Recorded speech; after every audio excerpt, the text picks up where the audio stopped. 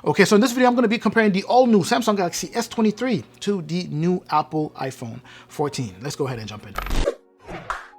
All right, first things first, to those of you who do not exist in either one of the ecosystems associated with these phones right here, let me go ahead and just give you my recommendation first. Go for the Samsung Galaxy S23. Again, this is in case you don't own any Apple devices and you don't own any Samsung devices and you just want the best phone between these two. The Samsung Galaxy S23 is an overall better phone. Now, let's go ahead and talk about some of the details involved that may end up swaying you one way or another. Let's go ahead and start off with design. Now, this is going to be subjective, right? You will like what you like. I will like what I like. Now, I can tell you that in terms of design, I personally prefer the S23 here. Looking at just that front, in terms of the bezels, you're looking at extremely thin bezels when compared to what we have on the iPhone 14 here. Now, next year, and this may feel a bit superficial, these two phones are premium phones, but when you hold them in your hands, if you were to ask me, I know these are premium phones, but which one is more premium? I would say, again, the S23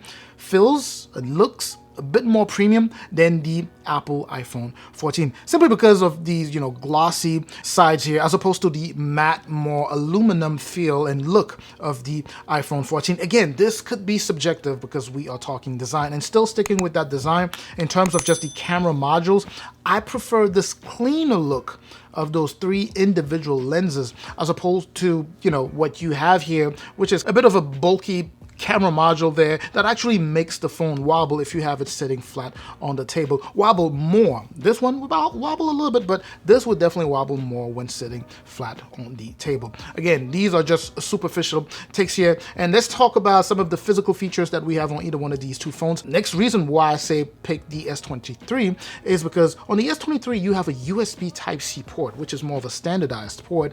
A ton of things out there actually are compatible with USB Type-C, whereas on the iPhone 14, what you have is a Lightning port, which will only work with, either proprietary Apple accessories or things that are made to actually fit this particular port. So that could be an inconvenience for a lot of no-nonsense people who just want to go ahead and use their phone and plug in. And if they're looking for a charger, they can easily find one to plug in and charge their phones. The next thing here, which is again another inconvenience, is the fact that on the S23, you have the ability to use a physical SIM card as opposed to the iPhone 14, where you do not have a SIM card slot, right? So this uses eSIM, which you already know my stance on that. It is a gigantic inconvenience, especially if you need to, use different phones. Other than that, the rest of the things will be the same, right? So power button, volume rockers, you have that, mics around, and then you have speakers at the bottom here. Now, I'm going to tell you this, though. This is where things change a little bit. The speakers on the iPhone 14 are actually slightly better than what you have on the Galaxy S23 here. They're actually louder and, a bit crispier than what you have on the S23 here. Now, closing off with the physical features here, we're going to go back to the cameras. On the back of the Samsung Galaxy S23 here, what you have would be a 50 megapixel main camera. That would be the wide. Then you have a 10 megapixel telephoto, and a 12 megapixel ultra wide. On the iPhone 14, you have a 12 and a 12. So you have a 12 regular and a 12 ultra wide. Again, when it comes down to picture quality, that may be subjective, but I can tell you one thing here. The amount of details that you get with the S23 here is a bit higher than what you get with the iPhone 14 here. It could just be me, but I, again, prefer the pictures coming out of the Galaxy S23 here, simply because they offer a bit more details you can actually crop in without necessarily losing the quality of the picture. I could do additional testing, but again, that is my stance when it comes down to camera. So you have that 50 megapixel, 12 megapixel, and a 10 megapixel on the S23.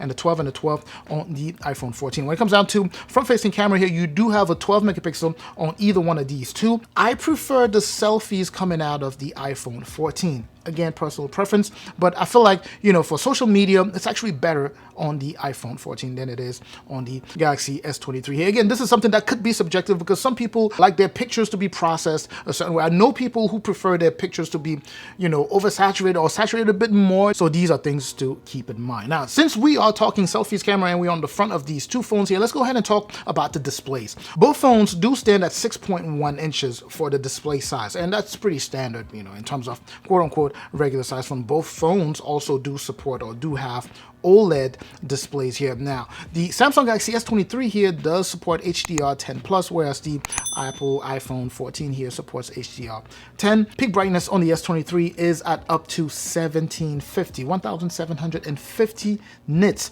as opposed to peak brightness only at 1200. So it's much brighter. Under direct sunlight, you can definitely notice that the S23 gets really bright, except you do have the auto dimming feature on the S23 here, where if you're out and it's too bright, it might automatically dim down, so you have to manually bring that back up. Now, in terms of resolution, the iPhone 14 here finds itself a tiny bit higher, right? I believe the PPI here is 460, whereas here you have 425. Again, you can't really notice the difference because these are relatively smaller phones, right? So you won't be able to pick out individual pixels. You definitely will not be able to notice that, but again, on paper, that is what it shows. And another main thing to highlight is the fact that the Galaxy S23 here does support 120 Hz refresh rate, which the iPhone 14 here does not. It is stuck at 60 Hz.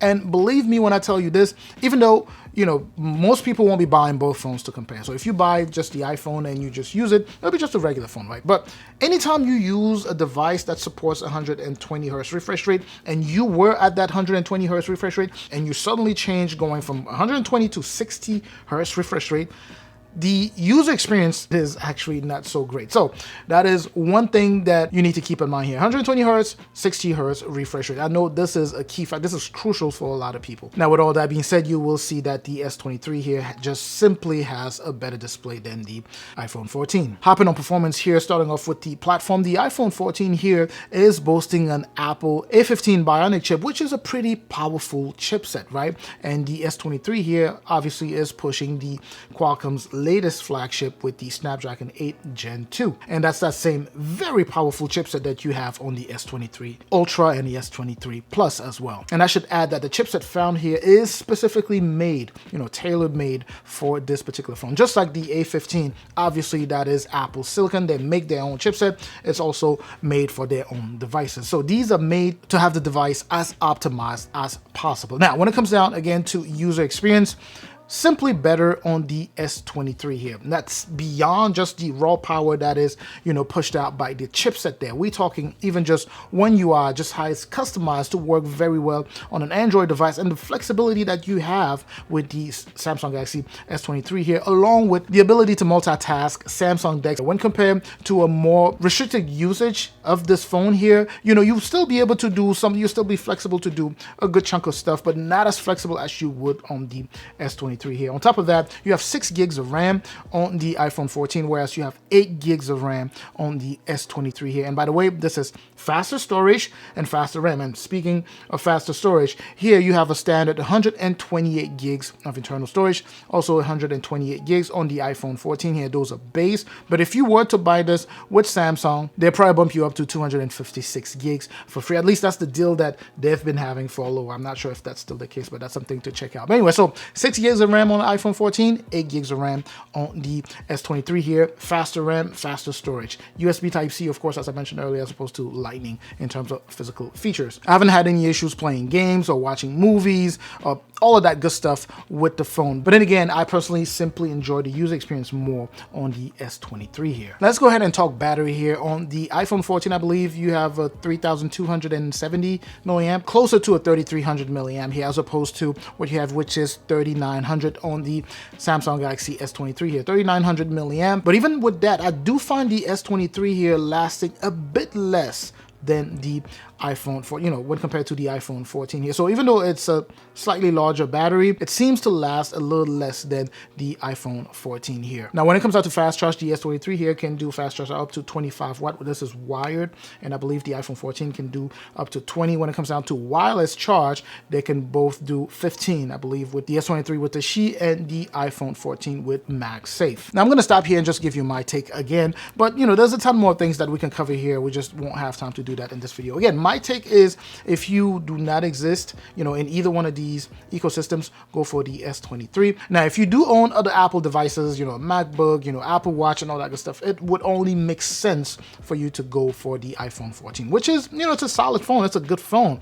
But if you own Samsung, you know, devices, other Samsung devices, then obviously it would make sense for you to go for the S23. But beyond already existing in either one of these ecosystems, if you just wanted to, if you were just wondering which one is the better phone, the S23 is just an overall better phone in my humble opinion. Better display, better, you know, performance, better flexibility and accessibility, you know, user experience, you know, just for you to be able to do a bit more with your phone, you know, I would say the S23 here, the Galaxy S23 is the no-nonsense phone. That is just my take. Anyways, do you agree? Do you disagree? Let's go ahead and have that discussion in the comment section. Let me know what your thoughts are on either one of these two phones or on my take on these phones. I'm going to catch you in the comment section so we can have that conversation.